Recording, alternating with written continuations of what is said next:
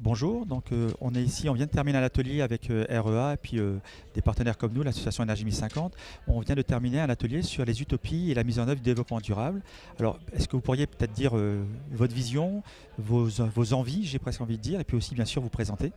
Alors, je suis Christian Simon, je suis enseignant et chercheur à Sorbonne Université et je suis avec d'autres collègues le porteur d'un projet de Fab Lab au sein de cette université, à la fois pour des raisons d'enseignement, d'innovation, de transfert de technologie et on a en particulier de fortes préoccupations en matière de développement durable, de diffusion de la culture des problématiques environnementales. On travaille beaucoup dans le domaine des sciences participatives. Et pour moi, dans le domaine des Fab Labs, aujourd'hui, il y a beaucoup de gens qui parlent de Fab City, d'alternatives à la Smart City.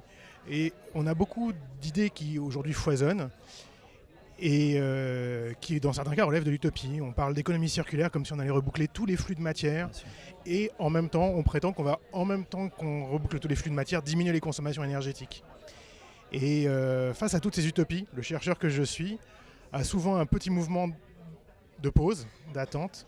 Et je pense qu'il faut bien sûr s'engager dans la mise en œuvre. Il faut commencer à les expérimenter. Il faut mettre les gens en mouvement parce que c'est très long et c'est très difficile.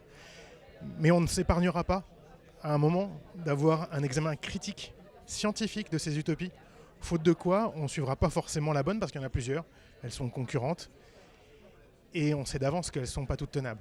Je ne vous cache pas que cette logique de l'analyse critique, c'est aussi la base d'ailleurs d'Énergie 1050, vous l'avez entendu dans mon discours. Absolument. C'est qu'en fait, on doit systématiquement se rappeler le pourquoi. Oui. Parce qu'une utopie juste projetée dans un horizon de quelques dizaines, voire centaines d'années, c'est beau. Mais on a quand même une urgence à l'action aujourd'hui, avec des temporalités très complexes entre les différents acteurs.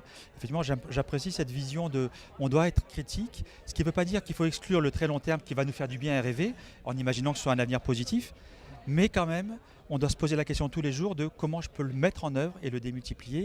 Et je pense qu'effectivement, si vous y arrivez, parce que cette jonction entre les universités, les chercheurs, la société civile, les entreprises, elle est cruciale.